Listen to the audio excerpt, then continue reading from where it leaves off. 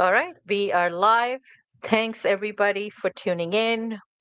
We are here with another FOMO Friday. We have Nat, Bad Price, William, and we will have Bits of Wealth joining us shortly as well. So thank you so much, everyone, for tuning in.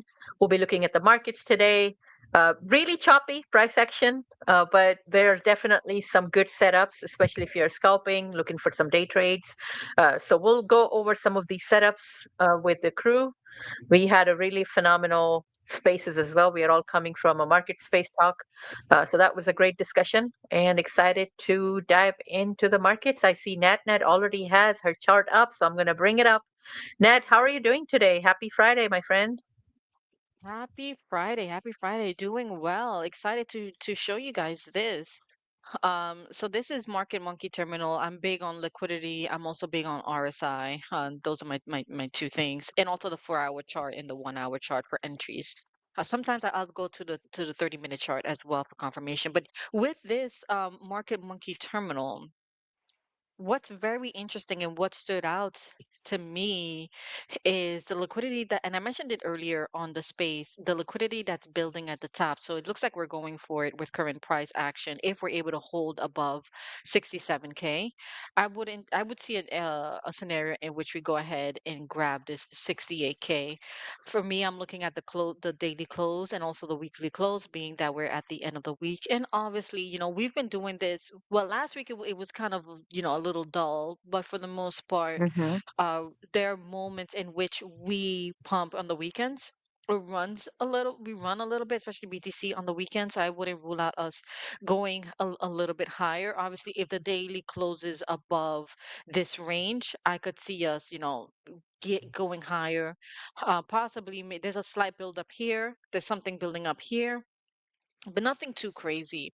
What I did mention on the stream, let's say for example, if we get that failed move higher, right? I've been saying this for a very long time, right? So a failed move higher leads to a move lower, right? So let's say we Mm-hmm. don't get the close that we need in order for the price to continue to the upside.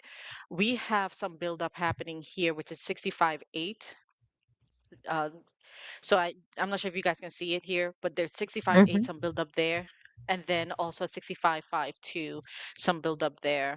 So this is an area I'm looking at if we don't get that bullish close that we need on the daily. There's also some slight build up at 64.28, but this area, the liquidity here seems a little bit higher, bigger. Two things, right? One, last week we touched on Market Monkey Terminal where we were looking at the spot. There was a 14 million spot section at 59.99, but at that time it was only between 59.99 and 60K. At that point it was only at on the spot side. However, it has started to show up on the perps. This is Binance perp. It's not quite ready yet, right? It's still building. So, but it's there. This reminds me of that big line, and I made a post about it a few weeks ago. That big area of interest that was building between below 66K, 65.5, and we did grab some of it right here, and then we moved up higher. So whenever I see these double lines like this, especially on Market Monkey Terminal, price tends to Mm-hmm. gravitates to it. Granted, not right away, right? So it's still building. When we were building the double lines at 65.5, before we went to it, because on the weekly we went all the way down to 64.9, I believe, right? So Mm-hmm. it took us a minute to get to it, right? So we kept dancing above, grabbing some of the liquidity that was building above, and then eventually we grabbed it. One important thing to note, whenever we see the liquidity numbers, the amounts reach 99.9, or a cumulative total of almost 100 million in orders, the price tends to gravitate towards that aggressively. So last week we saw that it was building around 68.5, 68.9, and we grabbed some of it a few days ago, right? Prior Mm-hmm. to that, there was a big the liquidity at 65.5 below 66K. That was almost 100 million as well, and I sent it in the chat, and we gravitated towards that. So we've seen two instances one at 65.5 when the liquidity was almost 100 million, and we went towards it. Then at 68.5 and 69K, liquidity was almost at 100 million, and we went towards it. Right now, I don't see anything of that sort. It is slowly building. So when I say it's building means we're still in like 30K, 40K area. Mhm. But that's one thing I'm keeping my eye on, because if we do get a massive move, I'll be interested in seeing what the liquidity looks like. So for example, for right now, we need to, as it stands for right now, we need to hold above 67K, and I need to see closes for me above 68K for a next leg higher, maybe the 72. There's some build up there, but nothing that really stands out to me just yet. So if 73 640, that has 13 million for perps, that's not really a lot. 73,000, 15 million, but granted, these things are live, right? So they tend to build over time. And 69.7, there is 14 million as well, but the yellow lines are usually where the money is at. So we're seeing some buildup at 68K, right? But in reference to Mhm. our conversation earlier, Lady Trader, you're 100% right. Let's say, for example, if we do get to 65.5, 65.8, yeah, so 65.5, 65.4, if we do get this liquidity here, there's a chance that we bounce there for higher, but unfortunately, you're absolutely right. If we do break below all of this and start getting here and break below the 60K, it's going to be very, very difficult for us to reclaim these areas, because now this big pocket here can be seen as resistance. Because that's the thing with liquidity too, right? It can be seen as support and resistance as well. So if we start breaking down below 60K, 59K, there's some buildup now on the short-term time frame at 58K. If we start to break down these levels, it's going to be very hard, very difficult for us to get to like that 80K, because 80K was a section that we were talking about on Kiyotaka, Mhm. that there was a lot of liquidity there. But if we break below this key area at 60K, it's going to be very, very difficult for us to get to that 66K. But for right now, and as you can see, right, the price has been dancing between both liquidity spots, like liquidity here, liquidity there, and we're just been dancing and ranging in between some of them, in between all of it actually. So now what I'm looking at, as I said, right, the daily and the weekly close are big, big, big for me. If you're in a long, if you grab the long, once we on that move to the downside of yesterday or the day before, then I think Mhm. that was actually very smart, because there's some slight buildup here. So for 17 million at 67.1 and a little higher. But I wouldn't rule out us getting this liquidity. But I think for me, it all comes to like closes, see where the daily closes and where we're at in the weekly. Otherwise, as I Mhm. said, fails move higher will lead to a move lower, and then I'll be looking for the liquidity pockets. But I think this is very interesting to just to keep in the back of our mind, that there is some stuff building, yeah, building here, 60, 59.9, and now there's a little bit at 59K. So Mhm. I'm seeing a lot on my timeline that's the 66K was the bottom. I don't think so. Even if we're just looking on a short-term time frame, there is some liquidity areas between 60K, 59, and now 58K. Just something to keep in the back of our minds. Is to say, for example, if we do get the positive close for higher, I think it's still important to know where these liquidity levels are for trading, but also price-wise, just to see where we're at, or in the current state of the market. Now, I know that we do have other speakers, so I don't want to take up too much time. And one quick thing I wanted to touch on was Mhm. copper. I'm going to share my copper chart just real quick, because this was one thing I mentioned on the space that we were in earlier. Copper made a very, very interesting move. I believe it had to do with Donald Trump said something about tariffs on copper. This was Mhm. very interesting to me. This 4 hour on copper looks like it's ready for a reversal. However, we did reject off this EMA here. So I think next week is going to be Oh, very important. Are you able to see it? sorry, Ned. Yeah, I can see it now. Yeah. Okay, it did reject off this EMA here. So I think next week is going to be very important. Do we push up? I think it's getting ready for a next leg higher, at least on a short-term time frame, right? We are in a copper position. Copper has been one thing I've been looking at for a minute. It didn't quite move as aggressively as the other metals, but I think this is something very interesting to keep an eye on, right? And even if we look at the weekly on Mhm. copper, look at that. right? I Oh, think wow. it's this. Yeah, it's coming towards It's ready to run. yeah. Yeah, so big area would be 581, and then above that, this is where we got that insane rejection now. So this is also a big area above in the sixes, 660.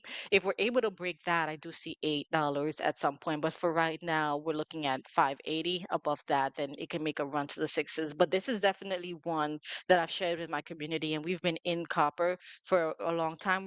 But we've been patient. We've just been waiting and waiting, and I think we're gonna get our time soon. And then the other thing is too, Lady Trader, last week we were talking about a pullback in energy, a pullback in oil, and we did get that, right? We Mm-hmm.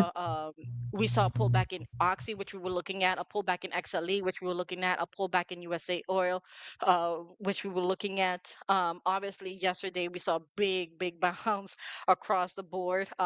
Coincidentally, this Kramer did mention that oil topped, so I'm like, oh my god. He killed it. I know. And then we saw this massive move. Oh, Kramer. Oh God. I know, right? And then we saw this Yeah. insane move, but now it's like really this for me.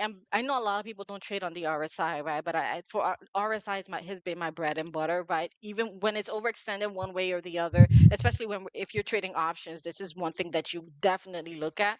And I think for me in my trading style, this is one thing I definitely look at. So at some point, it's gonna give us what we need. We just have to be patient because this is getting ready. The RSI is telling us that we're getting ready to roll over. Granted, we can go a little bit higher, but I think at some Hmm. point we do get that pullback we're looking for, Lady Trader. And that's kind of it for me. I know we have other speakers and I don't want to take too much time. No, I love that, Ned. I actually have a couple of questions about the terminal that you use. So, Yeah. the liquidity levels, if you want to bring it up, I do have a question since I know we've been kind of talking about it, and I do see Carl is here. Good morning. Presley, good morning. Kate is here. Good morning. If you want to bring up that window again, Ned, I have a couple of questions for you Yeah. since you've been, the best thing I think, see, this is the thing too, like we learned so much from each other. And, when you were talking about certain, obviously, when I look at the liquidity, I'm just going off of, where the big pockets are, right? I'm not necessarily looking at how much it's building and at what point we may see like a move to that level, which you pointed out it was around, once it gets to about 90 to 100 mil, you're seeing Yeah. price getting attracted to that. And that's a key um, teaching from this and key lesson that I'm actually taking from this. So do you just basically hover your mouse over it to just kind of see the liquidity levels, right, on those?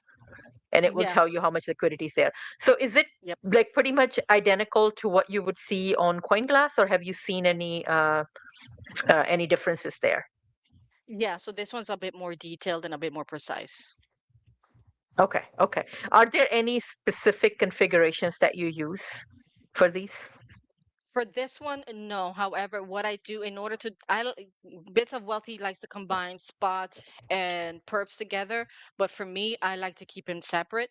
So for me, so here's one thing that I do. Whenever I type in BTC, it'll tell me right here whether there's the futures or spot. So for Binance F, for futures, I usually do that. I usually click on this, and for spot, Coinbase spot price seems to be the most accurate one. So for spot, this is what I usually just click on it and just kind of browse through the levels, browse through them level by level. Let's see, we do have the same similar build up here. Granted, not as strong as the perp side, but we're getting there. Okay, so So Binance for it's the just perps. yes, Oh, sorry. Binance for perps and Coinbase for spot. You know what's Okay, also okay. good is to look at um what is it? The BTC, like the the issues that are traded in BTC versus the ones traded in USD. You know, like the Yeah, what's it called? The coin, right? Yeah. The coin charts yeah, or you know what I mean? Yeah. yeah. Yeah. So Hmm. USDT versus USDT, correct? Yeah, no, the ones that are closed in BTC. You know what I mean? Like Oh you're not yeah, using your dollars, you're using Bitcoin to trade. yeah. So Yeah, so this would be, it has it here at the top. Yeah, That's yeah, the same there, as me. yeah, So yeah, okay. yeah, you can toggle off coin and USD. For me, I'm able to read the USD a lot better, and that's how I was able to realize that within the last few months, whenever we had USD total of between 90 million to almost 100 million, price tends to gravitate there the most was when I toggled on USD. Hmm. Yeah, what So, app is this, Nat? What app is this again that you're on? What was that? What app is this Oh, again? Like, this looks interesting. What is this? Market Monkey Terminal. is And it I the saw bits. MMT? Yeah. And Sounds like my kind of terminal. Market Monkey. oh yeah, Okay. mine too. As soon as I heard the name, I'm like, oh, this is my stuff. Let me just Yeah, Market Monkey Terminal. That's great. So, NatNet, is that a free version that you use, or is it a paid subscription for the you can widgets this that is you're using? yeah, the widgets that I use, I like to keep it simple, especially for my community. So we do the free version. For this one I'm showing is Okay. the free version, but you can actually pay and get more indicators for sure. Okay. Okay. Makes sense. Carl, hope that answers your question. I see that the question was uh, coming up from Carl as well. So he wanted to know about the terminal. Thanks for going Oh over yeah, it, no Nat. This problem. was super helpful. So, Of course, anytime. any trades that you're in currently? So I did get a short after it got the liquidity at 68.5 and 68.9. There was nothing else building above it with the liquidity. At that time, the liquidity at the bottom was a little bit stronger. So we went ahead and Mhm. grabbed a short. But as of right now, I am just waiting for the daily close in order for better positioning. I missed my entry on the long. I was in surgery. Yesterday was very groggy for me, so I wasn't able to get the long. I came home last night, so now I'm just waiting for entry, whether it's higher or lower. Perfect. Thank you so much, Nat. Great takes there. Appreciate you. All Thank you. right. I see, William, you have your chart up. Are you ready to go? Mm-hmm. All right. We'll bring it up. Go right ahead. Perfect. Yeah. So we're looking at Bitcoin here. It's going to sound very similar to what I've said before, as well as what Nat just said. This is the daily chart on Ichimoku Cloud. Last week was this candle right here, guys. So we had this massive red, nasty candle on last FOMO Friday. As you can see, getting kind of pushed out of the cloud here. Perfect retest of the cloud right here. And then just a rejection, like beautiful rejection right there. Just basically proving, hey, or kind of showing us, hey, this is more than likely going to head lower. Again, we have that easy cross of the conversion line and the baseline there, and we still have the lagging span back here inside of price action, which none of this is good.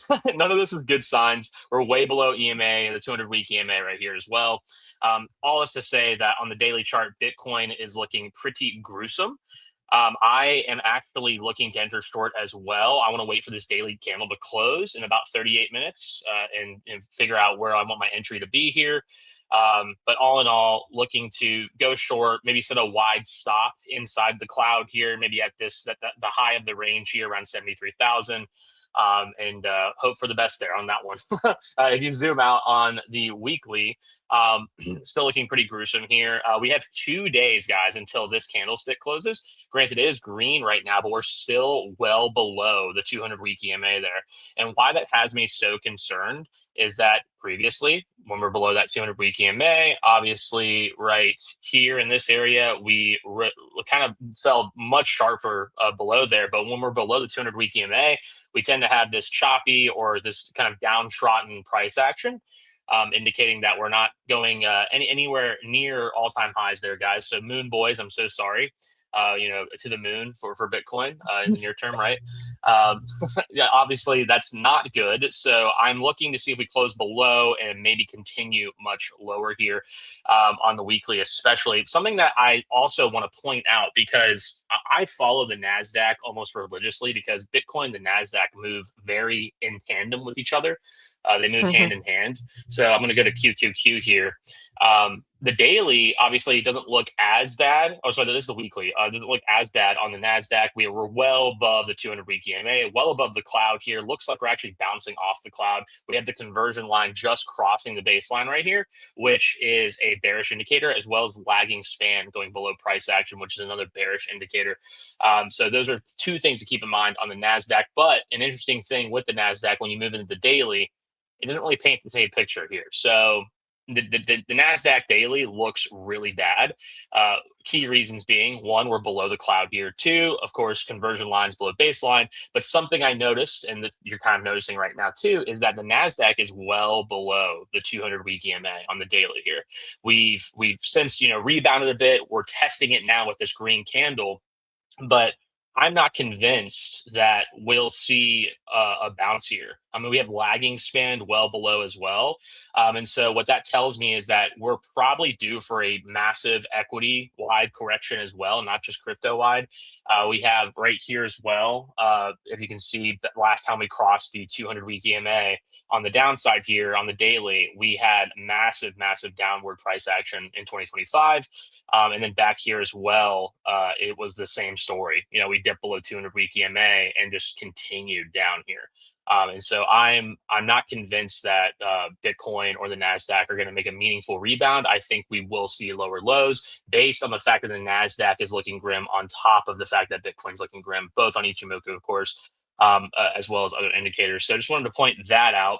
Other than that, there are some tokens that look interesting. I think Tau still looks interesting here, on the daily especially. You have obviously a lot of this recent downward price action since we talked about it last week. We have kind of this not too much, but just a little bit of chop there. But key things on the daily, we're still above 200-week EMA. We're still above the cloud. Ichimoku is looking really good still, and we still have that lagging span above price action, far above it. So if I was looking to get into an altcoin, Tau doesn't look terrible here. Granted, there is a lot of resistance that we have to push through if you zoom out, as you can see. So keep that in mind if you are looking to get in this trade, guys. But Tau looks very healthy. I believe there's one more. I think I was looking at, I was looking at Robinhood. So Robinhood looks awful, guys. This is a purely fundamental play I'm talking about, coinciding with the NASDAQ and Bitcoin. Of course, Robinhood is very deeply tied to crypto. And so it moves along with crypto here. I have a hedge long on Robinhood, by the There you way, go. right now. Yeah, I have thank a you. hedge because I'm short traditional markets. I was looking for stuff to Mhm. hedge against it, and I've talked about it on Wolf Spaces already. But I think I was a bit too early. I think I was a little bit too early. Like I said, You don't say. exactly. If it pulls back some, I'll either add to my position and or just completely bail out of it, considering or what market conditions look like if that happens. But this is one of my picks for my hedge. No, I mean, I don't think it's a bad play either. Again, like fundamentally speaking, Robinhood's a great company. They're making tons of money. They have their hands in a lot of different markets, especially prediction markets, which I suspect is going to be a very bullish thing for them going into the future, seeing that prediction markets are getting more and more popular, being utilized in modern society on a daily basis now. So I think Robinhood as a company is a very solid play. Granted, on the technicals, doesn't look great, of course. We're below 200-week EMA. We're well below the cloud. We have conversion line well below baseline here and lagging span well below price action. But we are nearing this interesting range. Obviously, we topped out back here in February of last year around $64, $65. So we are nearing that support there that was established some time ago and then confirmed also back here in May. So I think that this would be an interesting level to watch Robinhood. I'm not opening any longs on it just yet, but Robinhood was one of my best performing plays this last cycle. I bought a ton of it back here, like as it was building up, and has since taken profits along the way. But I am looking to get back into Robinhood, as I think it will be a huge winner in the crypto pump that is to come at some point. Hoping, praying that it's going to come sooner than later. Those are the things that I'm looking at currently that are interesting, or that the kind of like my takes on Bitcoin and the broader markets as well. But I think Tau looks good. I think Robinhood on the fundamental play right now is very cheap. It looks really, really good, especially if you're trying to maybe get some more exposure to crypto, but also to the prediction market move as well. But yeah, those are my takes. Love it. Thank you so much, William. Appreciate you. I love that you use these clouds and, you just kind of give us like an overview, and it always adds to my confluence. So love that. Thank you so much. Yeah, Ichimoku is Price. amazing Oh, for momentum. Like if you're looking at mm-hmm. like broad movement of the market, Ichimoku is wonderful for that. So I never use Ichimoku on like a 1 minute time frame, 5 minute time frame, and pretty much anything less than a daily. Ichimoku gets really Mm-hmm. rough to use. But if you're looking at like daily, weekly, monthly, Ichimoku is incredible. I love Ichimoku Cloud. But yeah, if it's just like if I'm like scalping, for instance, I'll typically just use EMAs and VWAP. I'm not really going to be too fancy about it. But yeah, Ichimoku is a I think fantastic tool for looking at broader momentum. Sorry about that. I think North Star also Love. uses Ishimoku clouds. It's great. It tells you everything. Yeah, it's really awesome, and it's also like forward-looking indicators, so that's always helpful. I see Price. You have your chart up, so we'll bring you up here. Take it away.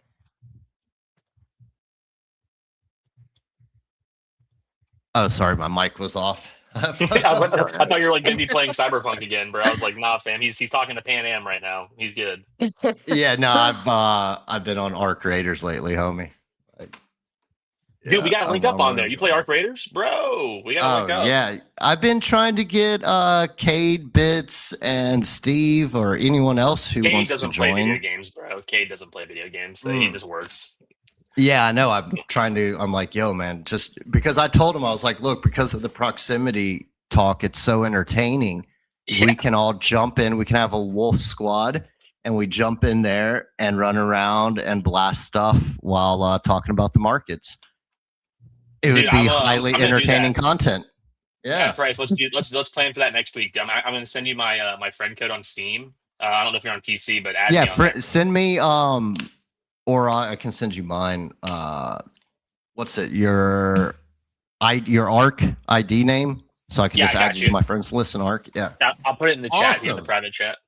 Let's go. FOMO Fridays, people. Let's go. It's already paying off. I got someone to play some Arc Raiders with me. Lady Trader, Nat, girl gamers, they rock like girl traders rock. You're welcome to jump in as well. It will be fun. Well, the only game I play with my daughter is the Nickelodeon Racing, and she just wins every time. That tells you how good I am with Nickelodeon Racing, Christ. Yeah. Yeah, that's awesome. That's awesome. I used to play like Mario Kart and Lego Star Wars with my daughter when she was little. She used to have a blast. It was so much fun. Oh, that's amazing, Bad Price. Yeah. It's good bonding, It's good bonding time with the little ones. So price action. I do apologize. I should have, every time I mean to do this, and I like always forget to change the color of my candles and stuff like before I jump in a stream. I'm looking at it going, okay, what is this? Yeah, because I use these darker candle colors. But look, guys, there's not too much to look at. These vampires. Yeah, these vampires. There's not too much to really actually look at right now. Like we're still just stuck in this range, right? Like we came up. I took a short up here, talked about it on Wolf, right off this range's point of control, right? Like I had a feeling would reject off of it, and we did. So I've been considering putting on a hedge against that on the long side. But again, the key to discretional trading is when to not trade your system. So I'm thinking, I'm like, I don't know if I don't know this time. This time I might, pass the buy signal. My system's flashing me. Now it could be wrong, right? We could end up coming up and breaking. If we break through this point of control, I might consider jumping on a scalp if it comes back and retest or something. But we've just tested this area so much. Like and it's been holding up. So it's a zone of support, right? Of pretty strong support. We have a weekly support zone. We got some pivot points.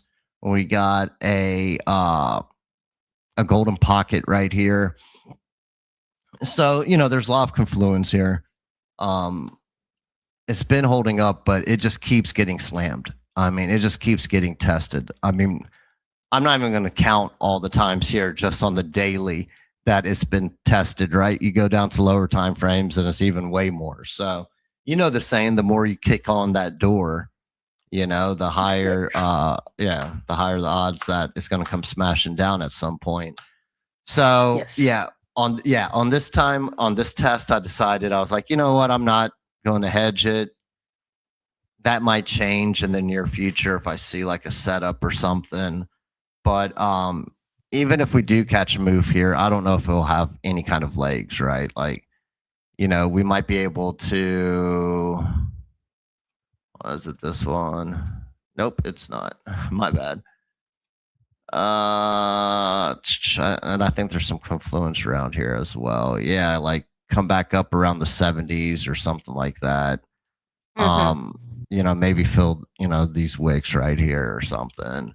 Right. And it's like, same thing right around the value area high, 70, 72 ish kind of zone. Yeah. So we'll see if that happens. If it does, then that would probably be an area that I will also be looking to short. Overall, the trend is still down. And the phrase is right, the trend's your friend till the end. You know what I mean? So, yeah. So overall, I've been looking to short more than I've been looking to long. If we do break down under here, then, obviously look for a sweep of these lows. And under that, I'd be looking kind of like in the mid 50s. But overall, as far as like indicators go, let's go up to the 3-day. On momentum, it's not looking terrible, right? Like we're starting to print higher lows, right? Like we call it this divergence here. So I'm kind of looking at this wave to come down a bit more and see if it starts to round out and put in another higher low. Right. So that would kind of be on the bullish side. The RSI doesn't look the greatest. Another thing is the money flow doesn't look the greatest either. Like when I see something like this with momentum, I want to see money flow more like trending up. You know what I mean? Yeah. So weekly, let's go down 2-day. 2-day, it's looking a little bit better on money flow, but still nothing to write home about. You can see this wave's getting a little bit deeper. Looks like it might start curving some. So let's see if it kind of rounds out, and then we can cut that time frame in half, go to the daily, and you can see it kind of wants to. It's kind of starting to. So if I see this starting to round off more, I might consider jumping into a little head short with not. I haven't been using too much size lately. I don't like trading these. I don't like markets that are so headline dependent, right? And especially when those headlines and everything revolves around one person, pretty much. You know what I'm saying? Like Trump could come out and say anything and then come out a few days later and say the complete opposite of what he previously said, which is what we've been seeing, and he does a lot of this, for the markets to kind of try to soften the downside action or try to get some kind of like pump out of the markets. Yeah. So, in environments like that, I don't like it too much. So if we cut the time frame again from daily to 12-hour, you can start same thing, just zooming down into that wave a bit more. Kind of helps give a little bit of a better picture, of what the momentum's looking like right now. So, a lot of people did come. If you dig through the order books, you can see a lot of people did. We did catch some decent size orders down here around 65K or so. A lot of longs did come piling in. So yeah, we'll just kind of see how it plays out, right? Again, cut it in half, 6 hour. You can see it's starting to try to round off. So yeah, it's just not really too much to talk about with Bitcoin for like a minute now, right? Like pretty much, a month and a half or whatever. We've just been stuck in this range, right? But that's how Bitcoin trades. That's how it goes. Like if you go to the weekly, I talked about this on Wolf Spaces just a second ago, but now I can give people a visual. You can see that if you look at previous ranges, like when we dumped out of this range, it's like, okay, we're dumping. Where's price going? Your best reference point would have go back to a previous range and look at that previous range, right? And as you can see, we came right down.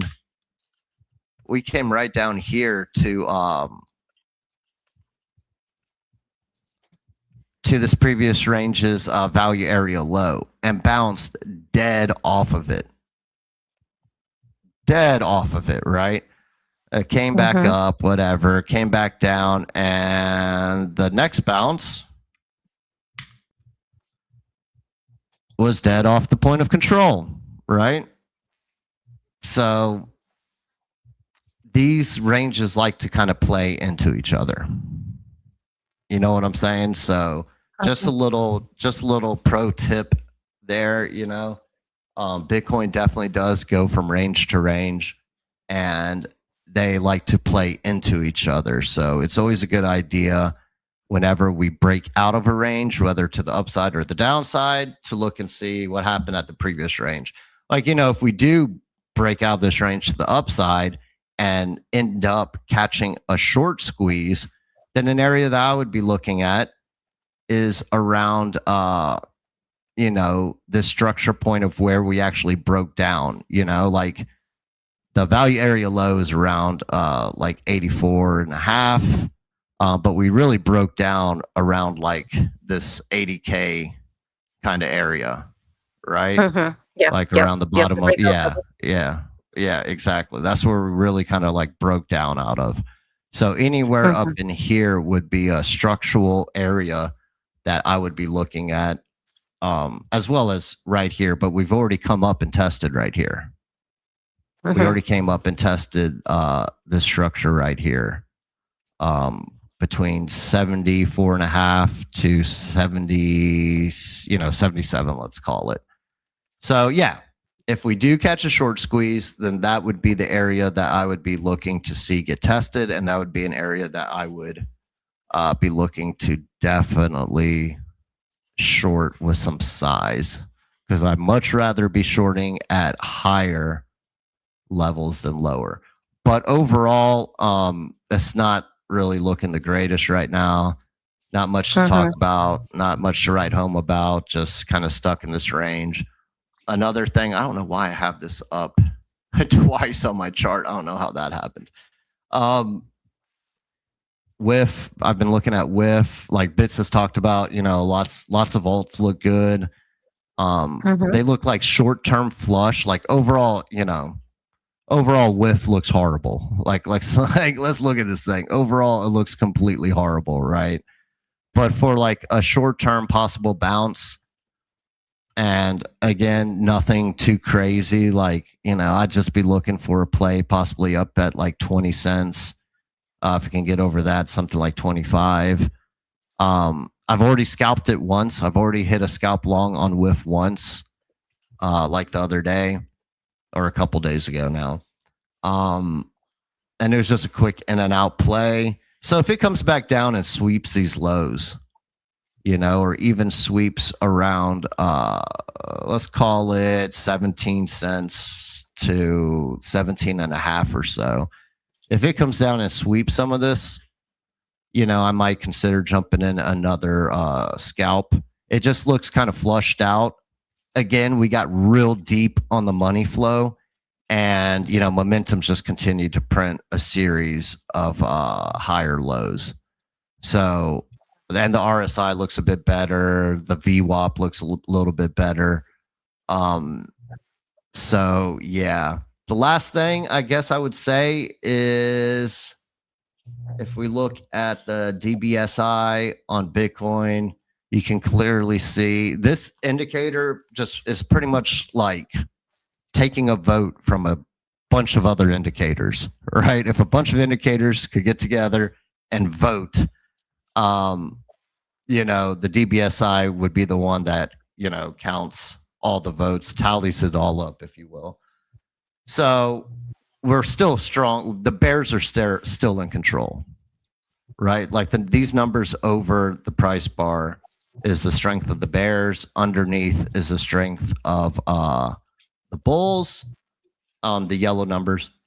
And as you can see, the bears are still in control, pretty strongly in control.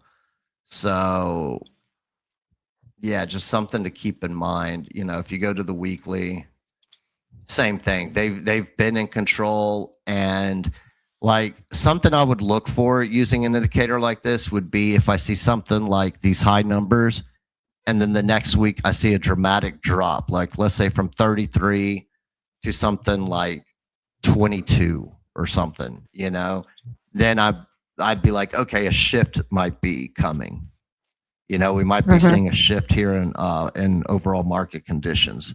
We might see the bulls have been gaining strength, bears have been getting weaker, all of that. But right now, the bears are in control. And as a matter of fact, when we look at the monthly, it's like, man, they gained some strength. So anyway, just another thing I look at just to kind of give me an overall picture of the market, right? Stuff like that. I'm also big on the sequencer. I know Tony the Bull also uses sequencer a lot, the TD sequencer. So anyway, these are two good indicators to go kind of read up on, study about, and maybe add them to your arsenal, right? That is great. Yeah. No, Yeah, those are good. don't use just those though. Like I know some traders that have only used like the TD sequencer in the past, and they have systems around them, and mixed results, right? So it's something to add, in my opinion, is something to add to a system that you're already using, especially if that system involves looking at momentum and money flow, which in my opinion is the most important things you should probably be looking at is money flow and momentum. And there's lots of indicators out there that do that for you, right? Yeah. Yeah. They're all collecting data. There's no special indicator. They're all collecting the same data set. It's just different ways of looking at that data set. Yeah. So you're saying there's no magical indicator that would have like magical indicator that's getting some secret data from some place that no one else knows. That's why when I hear people arguing about like, oh, you use that or this or what, I'm like, yo, bro, this all pulling data from the same place. It's just filtering. It's just filtering the data differently. So it's just different ways of looking at the same market. No magical indicator out there. Yes.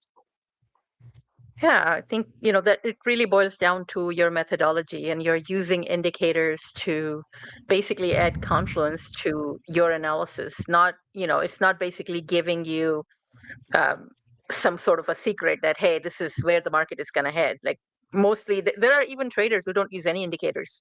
They just use candle chart. I think Black Widow, I don't think she even uses, I haven't seen her use any indicators.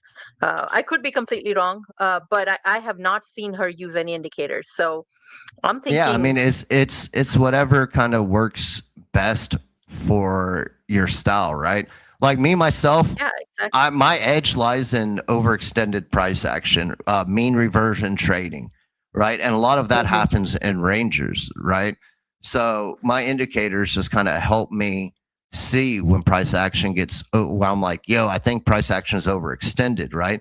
Like I try to keep it simple, right? Under the value area low, I'm usually looking to long. I'm looking to trap traders, mostly, retail, newer traders that think we're breaking down. It's a breakout. I'm looking to trap the breakout traders, right? Because they love to short the bottoms and long the tops, and it's because they think it's breaking out. So that's why I use the indicators that I use is when there's overextended price action, I can see how extreme it's gotten and what my indicators are telling me, right? Like you can see right here on the 4 hour, for example, we're way overextended, but money flow overall was starting to trend up, we didn't have a super deep money flow wave. So what that was telling me is that it was flushed out over here. We got flushed out. Look how deep, the money flow wave is. It's like, okay, we're flushed out. Price action's fighting back. So more than likely, we're not going to have a breakdown. We're going to have a mean reversion trade, right? So overextended price action is where the edge lies, at least for me. I love Anyway, that. I'll rest the mic. Love that. I love that. Thank you so much for going over that. Any other trades that you're in right now, Price? Yeah, I got some trades on traditional markets, hold on, I don't know why I have whiff on twice on my chart. I've been shorting traditional markets for a minute now. Yeah. So my puts have been doing very well. I've taken profits on them a few times already. I still have a bunch open, probably going to leave them open. Like I said, I already pulled profits on it. So whatever happens, even if I get stopped out on my remaining contracts, it's a profitable trade. But because we hit target, I was looking for a move down here. Literally, like I was talking about this level on Wolf Spaces for a while because I had a weekly support zone down here that I was just like, man, that thing's going to get tested. I was looking for a decent move, a decent correction in traditional markets, and this was one of like my first targets was around 6,300. And what's so wild is this is a level from going back from August of 25. And look, price action tapped pretty much dead off of it. Right? I don't know, pretty wild. Sorry about this. I don't know why this is here. I think that's not valid anymore. I could be wrong. It might be. Hold on, let me check. Yeah, that's not valid anymore. Get that out of there. Don't want to confuse anyone. And this one's not kind of gap through. Anyway, we do that. It's weekend, but still could possibly be valid. Yeah, so it's just pretty wild when you see stuff like that happen. Is my weekly support zones are kind of like a cheat sheet for me. I've taught it to a few people, and everyone's been pretty successful using them. But anyway, right now, we have caught a bit of a bounce off of it. I'm looking for, probably a rejection around here, and we probably start coming back down, right? Another trade I had open was oil. I mean, yeah, oil like caught a nice one. Again, here's another example: resistance. We came pretty close to, it cut a bit through it, but overall, even the daily didn't close over it. Caught a rejection straight back down. We're trying to push that level again, that zone again. That 115 zone, and this is on the U.S. oil chart I'm looking. But what I did is I sold way out of the money contracts to the upside. So I sold way out of the money call contracts, and I USO, did right? that. Yeah, I did that back when we had this massive. That day we had this massive pump. What was it? On the 9th, I believe. Yeah, we got that massive pump, and the implied volatility that came in was crazy. It made it so the contracts were extremely overpriced. So I went in and I was able to sell way out of the money contracts, only going out like I spread it. I spread out the different months and the different strikes, right? So time and strikes, right? But yeah, it was wild the value that was in. We're talking 300 strikes going out like a month. Like it was insane how overpriced they were. I was like, yo, that is wild. And it wasn't actually me that first brought that up. It was someone on the Wolf Spaces that Cade had on. He was talking about a pair trade, and I looked into it, and I was like, yo, I really like that. Like he is correct. Because the thesis behind it was, okay, well, if oil goes on some massive run, then traditional markets are going to dump, right? So go in and buy puts on traditional markets. And at the time, I already held puts on traditional markets. So I was like, oh, I already got that side of the trade. And then he talked about how overvalued these oil contracts were. Because, you know, when events like this happen, like I have a buddy who doesn't trade at all, knows nothing about it, right? Knows really nothing about, you know, he just has some money. He lives up in New York, and he hit me up and was talking about, you know, how do I long oil, all of this stuff. So everyone's going to jump. Everyone and their mom wants to jump in, you know, these kind of trades when this happens. And they don't know about things like implied volatility. They just go in, they'll buy the contracts, right? And price can move up and their contracts don't go up in value a lot or even go down in value. And they're like, how did this happen? How did the price go up, but I lost value on my contracts? And it's like, well, because you bought extremely expensive contracts at the time, right? Yeah. Like you didn't pay attention to the implied volatility. You didn't pay attention to the deltas, right? And they're like, what the hell's what, or the Greeks, sorry, the Greeks. And they're like, what the hell is the Greeks? Or, you know, they're like, what is the Greeks, right? It's like, well, professional option traders, that's how a lot of times we make money, you know, like, we like a lot of times I'm not even trading price action. I'm trading volatility, or I'm trading theta burn or something like that. You know what I mean? Yeah. So this was an ideal, this was just an ideal scenario for that. One way that we were able to get around that on USO was to long oil on Ostium. When oil was around like 77, we were able to get in on a long on Ostium, because even back then the premiums on USO was insane. So we were able to get around all of that by longing oil on Ostium. Right. No, yeah, it was insane. That's what, that's why I was like, let's take advantage of it. So I went in and sold a bunch of naked contracts and have just been sitting back and collecting premium, even when price has moved against me. Like right now, price is up, and you know those contracts are still down. They're still way down. You know what I mean? So yeah, you know, it's just taking advantage of it. But it was a great pair trade, because worst case scenario, like let's say, okay, even if I lost on the oil side or something, right?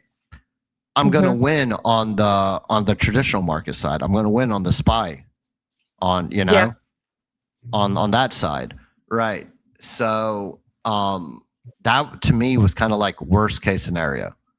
Best case scenario is what has been playing out. I win on both sides. Did you enter the VIX long with me a few months ago? Yeah. The hedge play we were talking about. Yeah, with VIX. Yep. Yeah, hedge with the VIX. Yeah, I do that. I do that all the time. I do that a lot. So, yeah, you got to forgive me if you're like, "Hey, did you trade the VIX at one time?" I'm like, I trade the VIX a lot of times, so I don't. Yeah, I still have it because I think the markets, especially on the equity side, there I could be wrong, but I think they're in for more downside. And with all of this back and forth going on with geopolitics, I think staying hedged with the VIX is it's not a bad play in my opinion. Yeah, that's how you catch the volatility. I Exactly. remember I used to trade VIX so much. It was like Twix at one point, TVIX. I don't know if it's even still tradable, but that used to be when I was just trading equities and ETFs. That was actually one that I used to trade quite a bit. That was fun. And then there was like a 2x volatility. So Yep. that was fun as well. Yeah. With options, though, there are so much to learn. Like there are so many strategies that you could do with options. It's absolutely insane. Like there's so much Yeah. to learn. Yeah, So I There love yeah. is. like I There is. love. There's just so many different ways you can make. Mhm. Okay, because here's the thing. Really, the way like my core uh, style of trading is like, and when we hear people, like some of the macro guys or some of the Bitcoin maxis or whatever that are, try to talk trash on us, you know what I mean, for being traders or whatever. It's like, yo, I also have long term bags, by the way. Like, so my style is taking up a core position. Like William mentioned his hood position. I had the same one. Hood, I Mhm. got in, I started accumulating around $18. Oh And every God, year, so good. yeah, every Yeah, we were in year that together. And yeah, the yes, options yes, we were, were. Yep. yeah, yep. Yeah, I loaded Options up on were, leaps. yep. But here's how I traded it. I trade around my positions, right? So every year I take up at least one, usually no more than three core positions in the traditional markets, right? So what I do is I start by starting to build a position.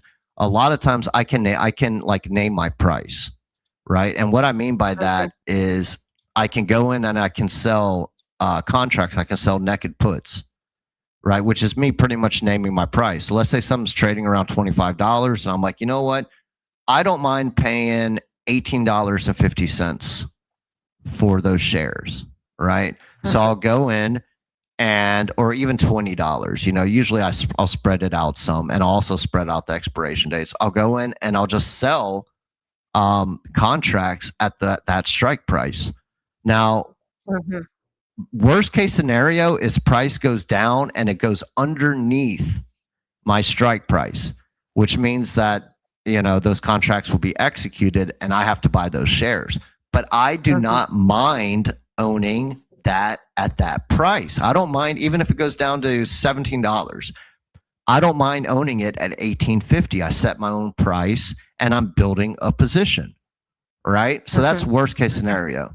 Um, and that worst case scenario is a lot of times is what I want to play out, you know.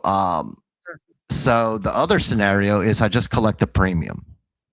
So I just made money collecting the premium, right? Yeah, And then I got to pick people in other crypto stock. like really, if you're like just straight up crypto trading, you're not getting involved in options. I highly recommend doing so because like that price is speaking facts here, guys. It's so Mhm. Yeah, great. and there's so many different ways. So I build up. That's how I start up building up my core position, right? And every now I might buy some shares, whatever. But then once I have that core position, like I did with Hood, I had a bunch of Hood between around $18, 18.50, and around $25. Right? That was like the zone that I was really accumulating in. Okay. Now once I've accumulated it, I own all these shares. Well, my shares could just sit there or I could make money off of them. So I decided to make money off of them. So I go in and I write out a bunch of cover calls, cover puts, whatever, and I sit back and I collect the premium that those are bringing in. And I can do this Mhm. weekly. I can spread it out where some are weekly, some, go out a few months.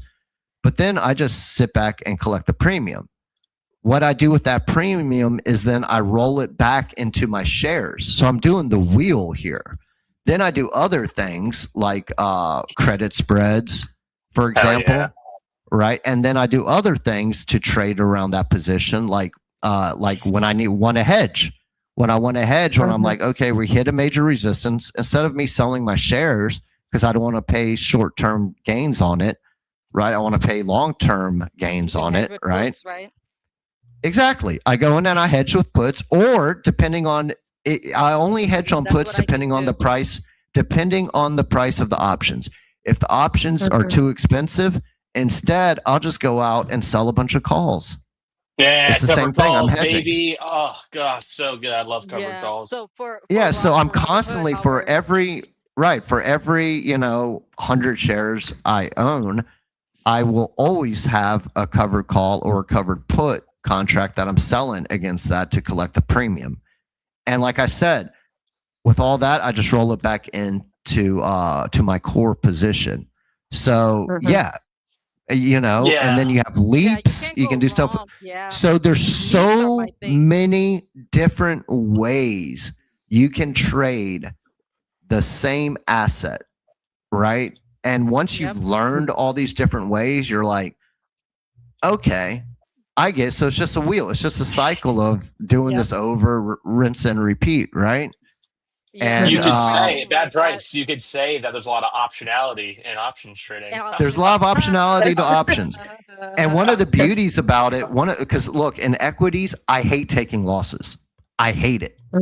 Like, because there's almost like, once you kind of know all this stuff, taking losses a lot of times is just you being lazy. It's like, yo, if you're in drawdown, start trading around that position, right? Start doing start selling some credit spreads, start playing some puts, start selling, some covered calls on it. You can start trading around your core position when you're in drawdown, and all these other ways that you're trading around it make it so even though the price has gone against you, you've ended up at break even, or even sometimes in a slight profit on a losing position.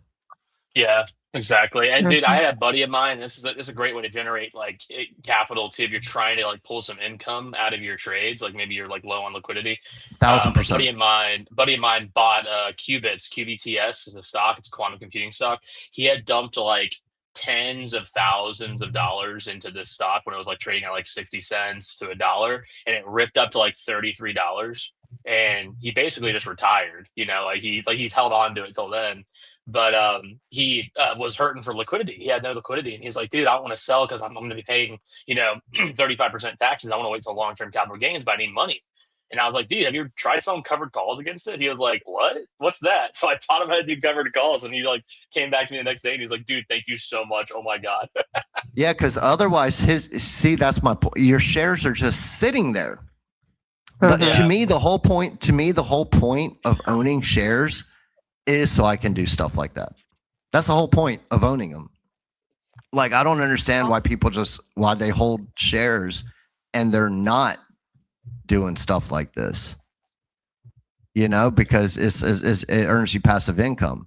And if they get hit and you got to exercise it, big deal. You exercise it and you just go in and buy it back. It's not that big of a deal. It's honestly why I'm actually, this next cycle, what I plan on doing is I actually plan on allocating, like I have a stash of Bitcoin stored away. That's like, actual Bitcoin in a cold storage wallet, of course. But once I've accumulated enough of that, I'm actually going to just buy IBIT, and use that as my Bitcoin position, and then hedge with covered calls and cash secured puts. Like, because I can do that with IBIT. I can't do that with Bitcoin. Yeah, Leaps are also a great way to go about things, right? Because with the Robinhood position, Leaps paid over 3,000%, right? And we were able to capture most of the move with Alibaba as well. We got in at 80 with some Leaps, and we were able to capture the majority actually of the move. And same with Snow and a whole bunch of others, right? So one thing that Leaps does, it gives your options contract some breathing room, right? And you're able to capture the majority of the move versus trading some short term contracts. But like you guys said, right, with options, there's so many ways to go about this, right? It's like unbelievable. There's no reason. Well, a lot of people are different, right? Some people do take losses, but if you're active with contracts, you're able to do position yourself in so many ways that it does minimize your losses to a very, very, Mm-hmm. very, very small percentage. 1,000%. And the thing that's okay, so the thing that's great about leaps, the best way, in my opinion, to use leaps is on issues. So equities, whatever ticker, whatever you're looking on Mm-hmm. that you think might have an event happen, right? Because it's taking advantage in what's known as the flaw in the Black-Scholes model. The Black-Scholes model is the equation used to price options, right? And Mm-hmm. what it doesn't take into account, the model, is Events. is any kind of event, right? Like we're Yep. talking about a new product launch. Like one of my greatest trades ever was on AMD right before they switched CEOs. It's wild. I still have a little bit of AMD from this. This was when AMD was like around like $12 or something, right? So I had this thesis that the new CEO was going to turn around the company from being a copycat, right? Because before they were just like a copycat of Intel, pretty much, to innovating, right? She was going to completely turn around the whole company and start with innovation. Okay, the options market didn't have any of that priced in, right? They just priced it in as if AMD would continue on the volatility curve that it was already headed on. That's pretty Mm-hmm. much how they priced it in. So yeah, the point is any kind of event that you think might happen, right? Another one was oh my god, my brain just went blank. The lawsuit, Apple versus William, help me here. Oh my god, I know you're What talking was about, that? dude. I know what you're talking Qualcomm? about. Qualcomm, right? Yeah, Qualcomm. yeah. Yeah, Those guys.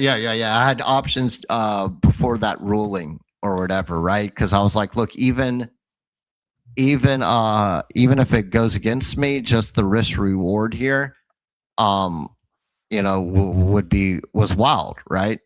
Mm-hmm. Anyway, the point being is any kind of event that happens that you think might happen, whether it involves like a lawsuit, a product launch, a change in leadership, just anything like that that could cause a massive volatility event, the Black-Scholes model pretty much does not have that accounted for, in its pricing of options.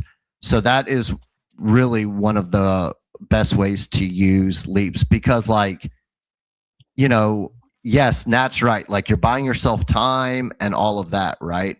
But Mm-hmm. if you think something might happen next month, you can still go in and get leaps just to take advantage of that and sell them when it happens, right? You don't have to Yep. hold it for the whole time. Like you could buy the leaps and end up selling it the very next day, which I've Yeah, done you stuff can like that trade them. before.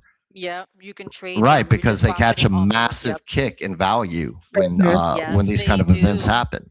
Yeah. Yes, they do. I've been trading leaves for many, many years now, and that is my bread and butter. You can't exactly what bad price is saying. That's exactly what happens when you buy leaps. Granted, you do have to do your own research and really dig in and know the Greek because at the end of the day, especially IV, all of that stuff matters. Mm-hmm. Yeah.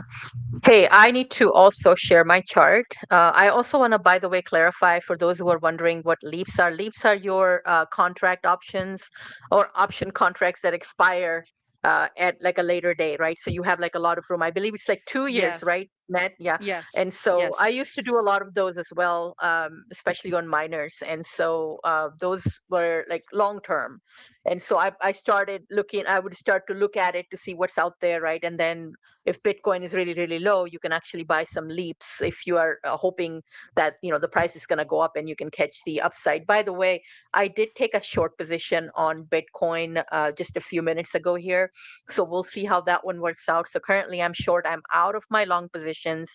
I can go over it very quickly on why I took this trade. So you can actually see it. But I think most of you would probably recognize those who do follow market maker method. You guys would know how I trade. And I'm going to actually bring up my screen here. Bad price booted himself on accident. You got to bring him back up when he joins again. Okay, yeah, we can do that. Let's see. Is that it? I BTC can kind of. I mean, USD. I think I can see why you shorted it. I just zoomed in. I think I can Oh, see there why he you shorted it. is. He got upset Yeah, my because I bad. said I need to go. There he is. He's back. Oh, he got upset because I said I need to go quickly over my charts. But basically, what I did, this is what I was looking at, right? So we did catch a long entry, which was 66.5. I shared it in the group. I said this was my entry, and I did say that my stop loss was right here, and then take profit was at 200 EMA. So I did catch this one. I took most of my position out because markets are really choppy right now, so you have to really book your profits. And then it did this, right? And so when it did something like this, I was like, yeah, not liking it. So I went ahead and exited the rest of my position. Then it did this move here. So, well, I'm like, maybe, this time we can catch some upside here. So I did get in once again, and with the hope that, we could probably get back up. I did talk about this trade as well. This has been like a scalping day, and I'm not really a scalper unless the markets are telling me to get the heck out. I'd like to hold.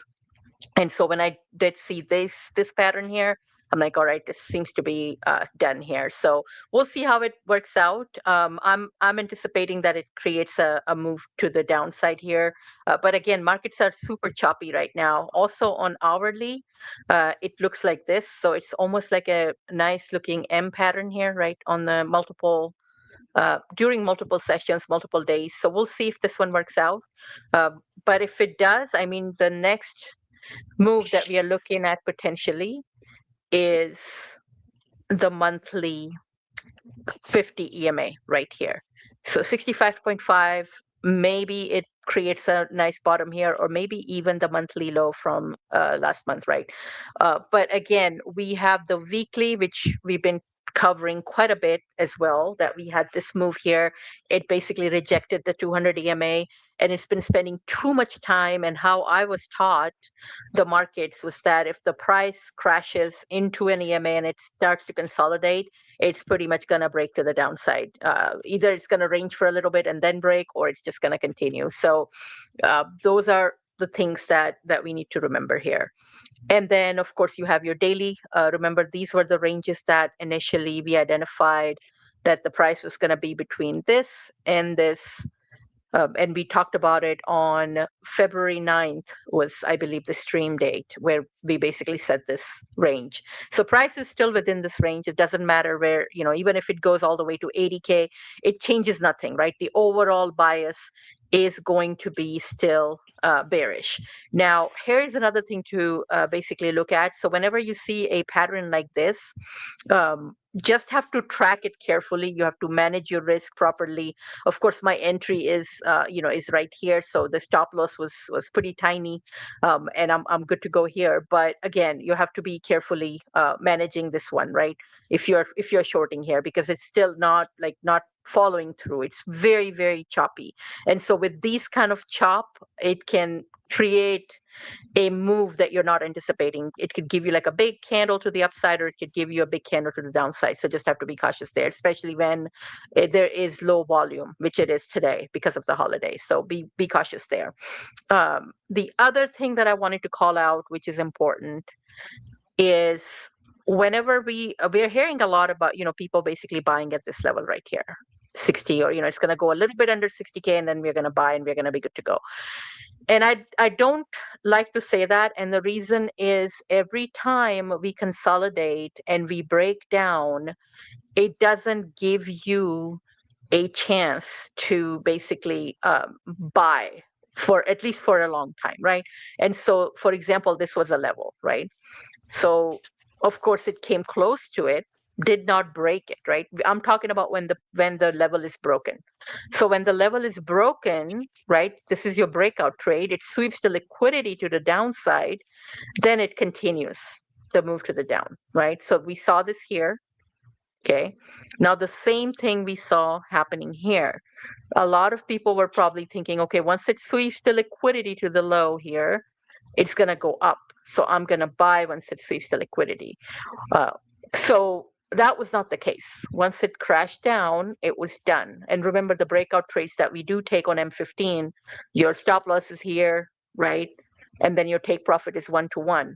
So now imagine drawing that on the same pattern here. That's going to work out the same way.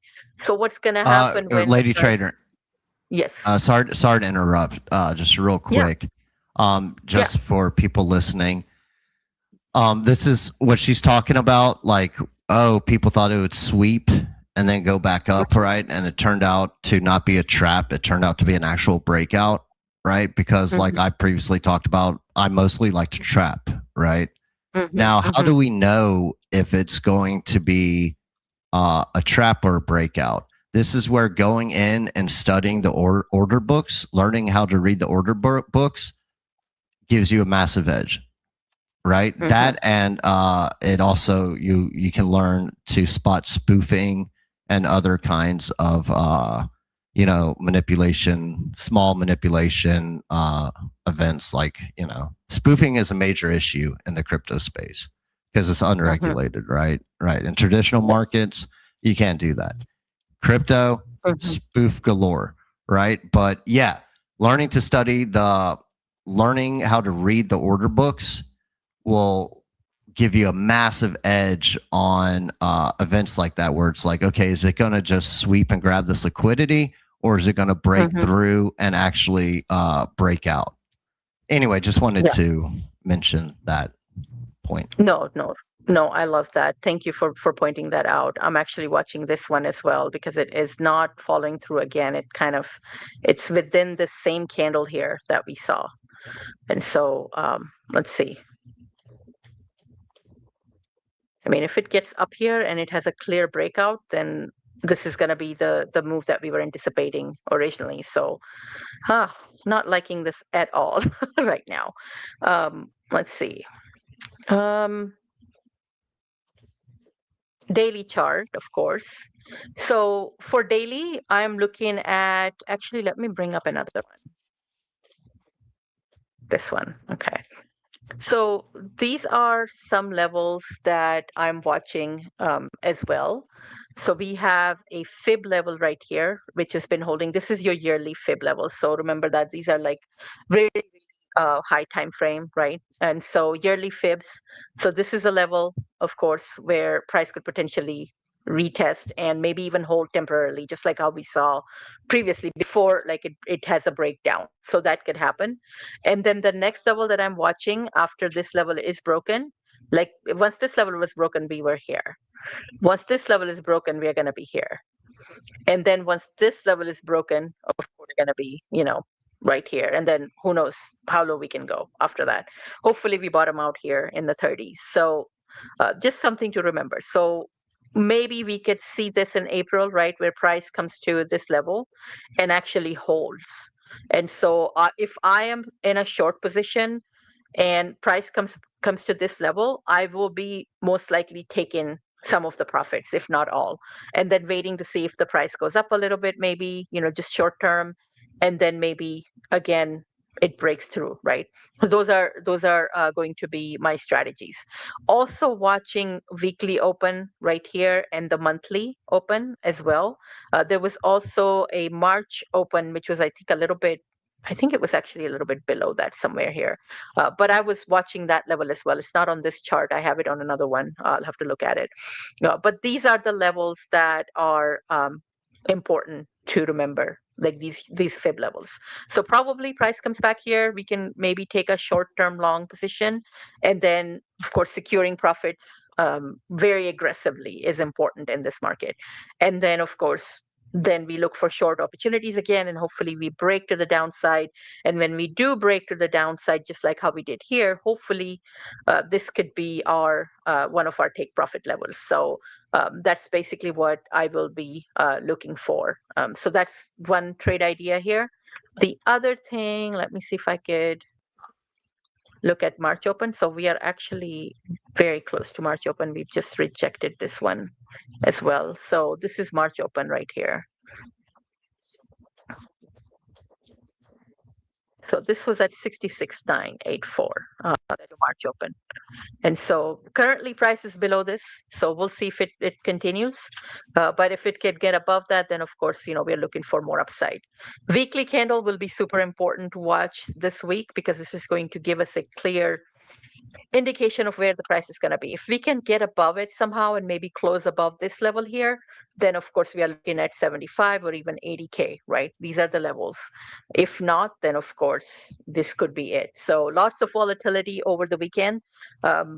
We don't know what kind of news is going to come out, especially out of Iran or what's happening there. So we'll be keeping an eye out on all of that. There is a lot of discussion around aliens as well, which is kind of creepy, but it's interesting. I don't know how aliens are going to impact our markets. So I'm just waiting for all the files to be released so I can go and study and see what it is about. Bad price. You had a tinfoil hat. How aliens? Yeah. On X, I do. I didn't change it on here, but I need to. I need to change it on StreamYard with the tinfoil hat. How aliens are going to affect the markets? This is something. Yes. This is one I missed. I missed this. Yeah. Well, what's going on with closely? They're watching BTC closely, and they're interested in a position in BTC. They just won't tell us whether. Well, it's intergalactically traded. Right, it's intergalactically traded. I'm pretty sure. So Satoshi was a gray, I think, or he might have been a reptilian shapeshifter. So I don't know. We might want to watch out. I know. I don't know, dude. I know Hedera. Hedera's founded by a reptilian. So sorry, Nat. Sorry, Nat. It's all good. By the way, guys, speaking of news, Lady Trader, I believe the news just in a few minutes ago, Iran rejected the U.S. proposal for a ceasefire. Oh, wow. Shocker there. Yeah. Yes. Yeah, I mean, that's not surprised, right? Like we were anticipating. They've been very clear about it. So, okay, well, that's official now. So we'll have to see what happens.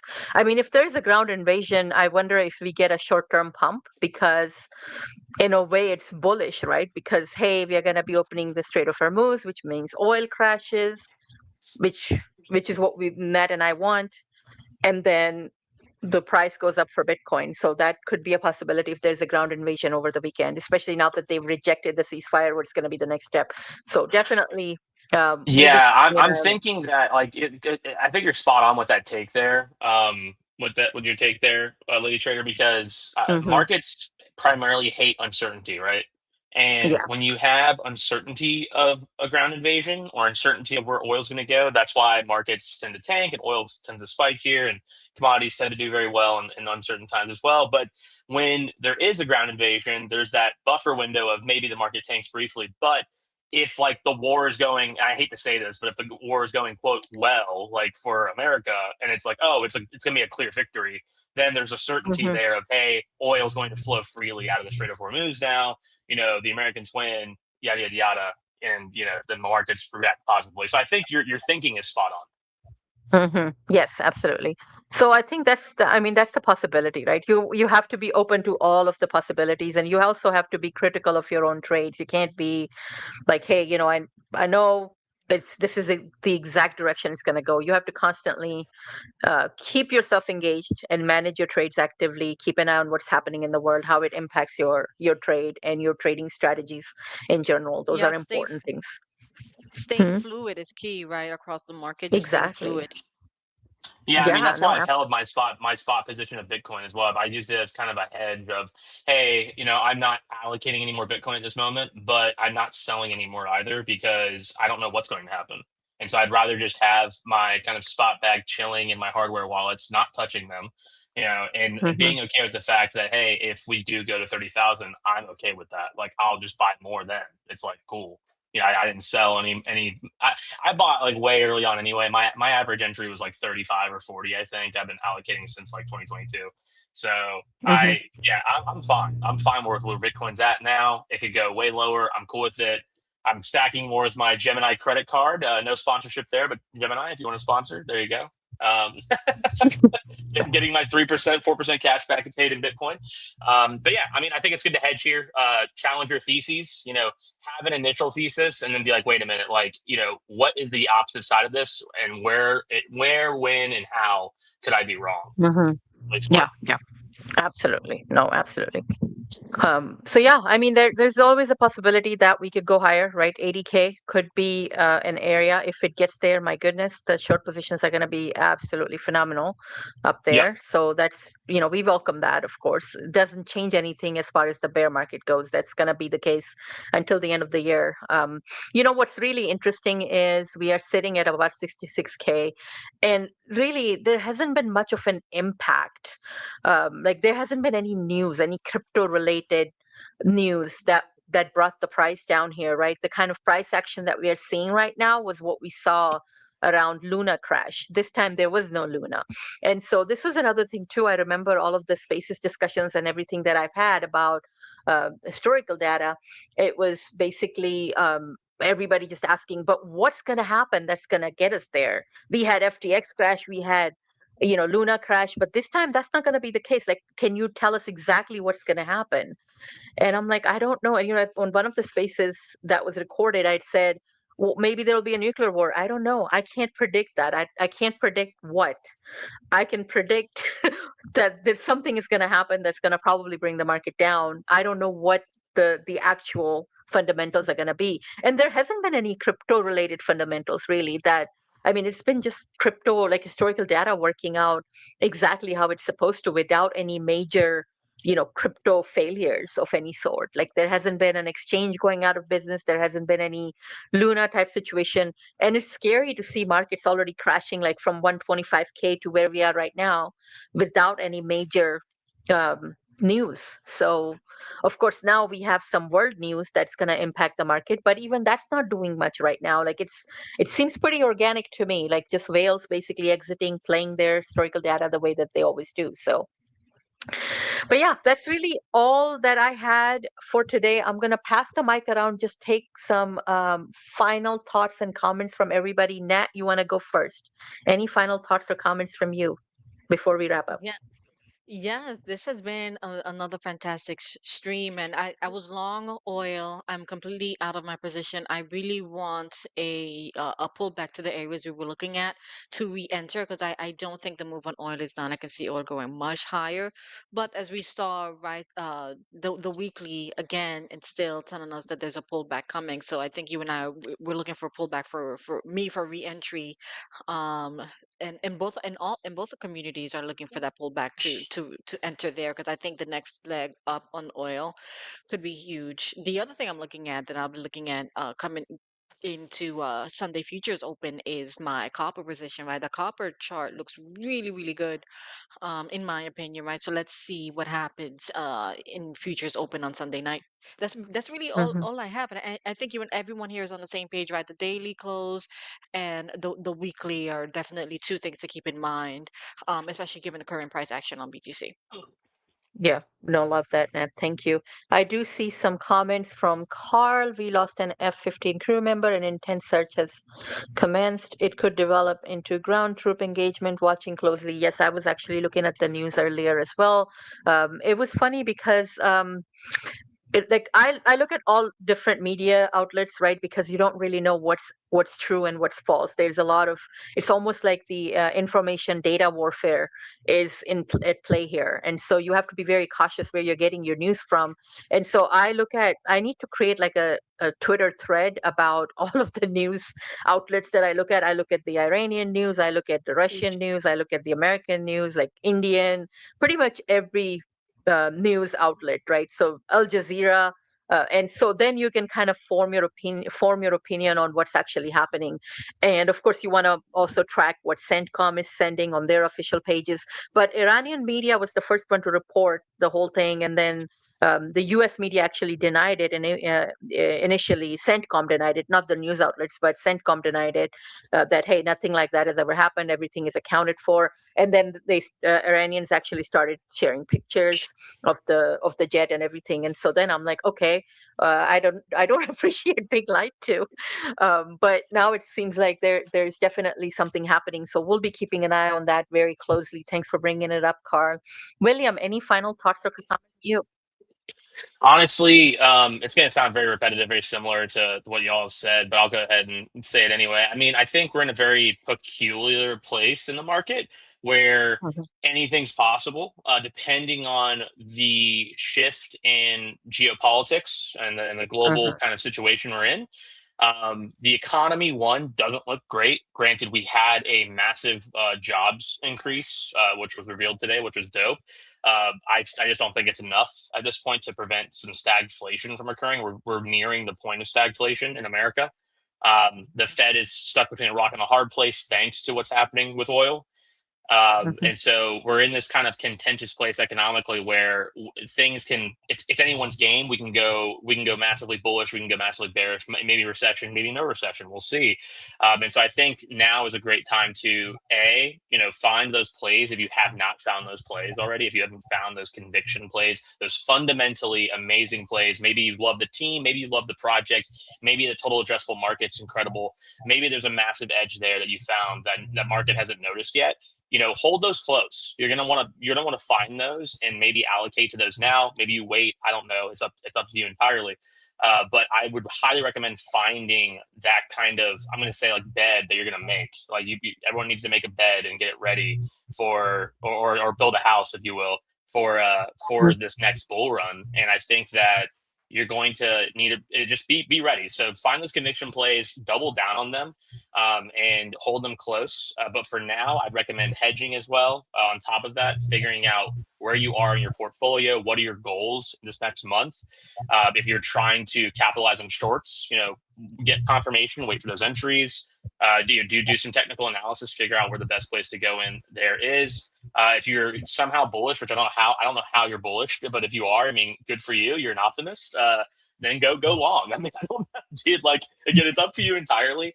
I'm not going to tell you how to trade or what to trade, but my Mhm. main recommendation is just finding those conviction plays, holding them close, and then position yourself accordingly, and also just hug your family, hug your family and friends. War is a Yeah. scary thing, and I don't really wish death upon anyone. I don't wish hardships on anyone, and it's tough. So just keep that in mind, guys. It's you're looking at the computer screen and you're looking at charts and price action, but there's real things happening behind the charts. So just keep that in mind. Mhm. But yeah, enjoy your weekend, guys. Thank you so much. Happy Easter, of course, Lady Trader. Thank you so much, viewers. If you're not following all the people on the panel here, what are you doing? Do that and make sure you're retweeting the stream as well. So, Lady Trader, thank you so much. Excited for next FOMO Friday. Thank you.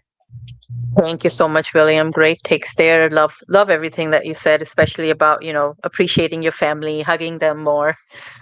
Definitely scary times that we live in. And yeah, every time charts are moving, there is something behind it, right? That's making it move. So you need to be mindful of that.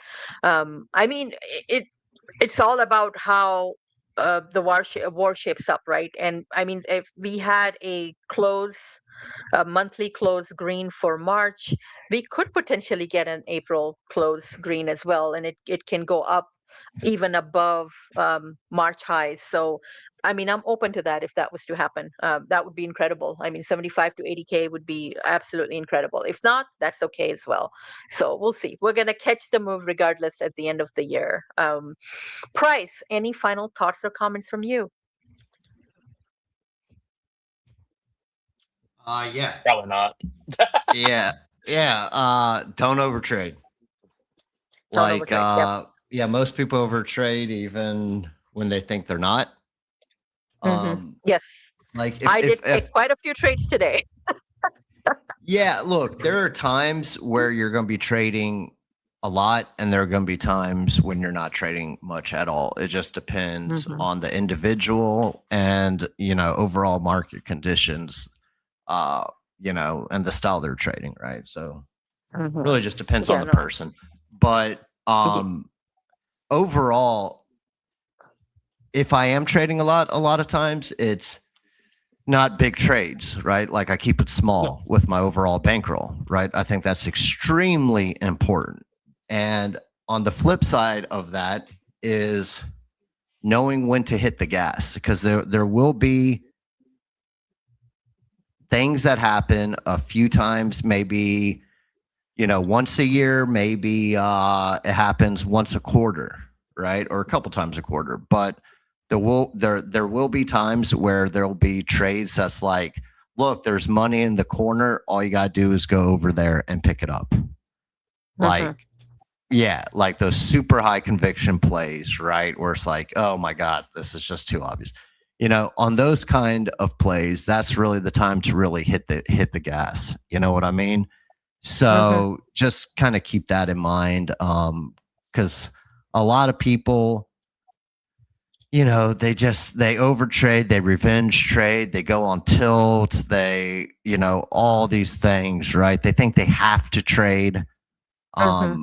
Yeah, you don't. You know, if you learn to really cut a lot of that out, right, and just really focus on like the really solid setups, the really, and you know, have patience, as we say, take the dog out for a walk, exercise them, exercise patience, and just sit back and wait for the setup to come to you, wait for the price action to come to you, right? If you do that and you cut all the other BS out, you're going to notice a massive difference in your overall bankroll volatility and drawdowns. You'll be like, wow, man, like since, you know, I've been focusing on that, I really haven't been experiencing too many drawdowns. And even though I'm not trading that much, you know, I'm trading bangers and I've just been on like kind of a win streak over it.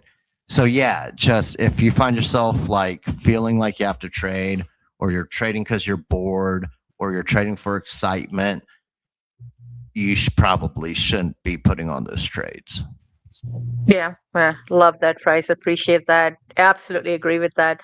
That's why, like, sometimes I would just go on a vacation, even for weeks. Sometimes I wouldn't take a trade. I think in March I only took a few trades, very few trades, and so April I've taken quite a few.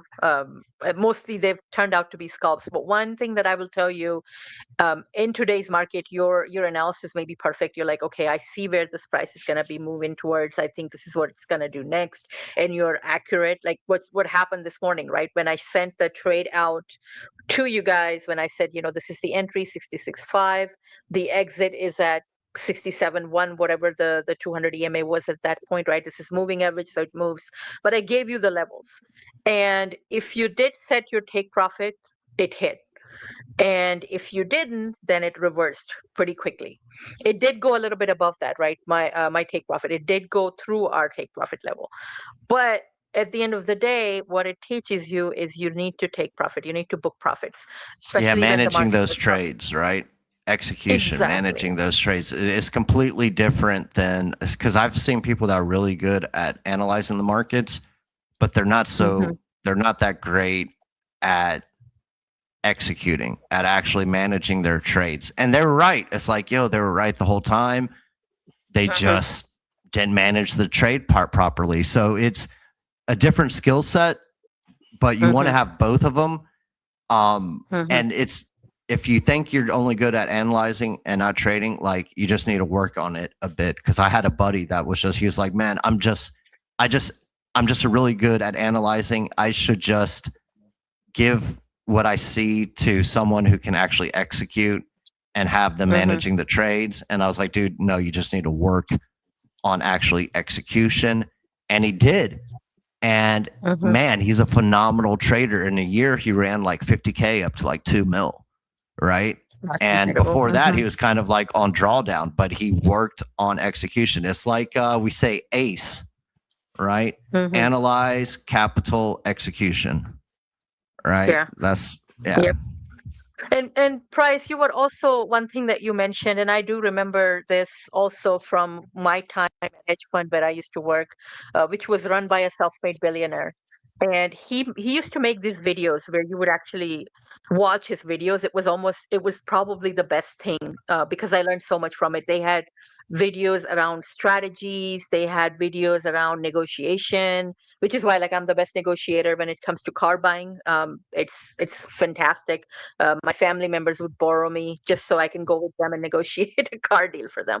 But there was so much information there, and one thing that he used to emphasize on was ones and twos. Ones and twos. Like you're not always gonna hit the home run. If it happens, that's great. But ones and twos, this is how you build capital. And he proved it, right? Because he was a multi-billionaire, and that was his strategy. And Price, you also mentioned, I remember you saying that there was somebody like a billionaire or someone who basically would just catch the move. He would be like, I don't want to catch the whole move, the entire move. I don't want to catch the exact bottom or the Yeah, top, it's in but I market. just It's in Market Wizards. Man, who was that? But yeah, he was like, "Look, I don't care about the catching the first part of the move or even the last Mhm. part, like the first Yes. third or the last third. I only care about that middle." So, in other words, Mhm. he's never in early and he's Mhm. never out late. Mhm. Right? He And just that's wants to catch the middle of that move.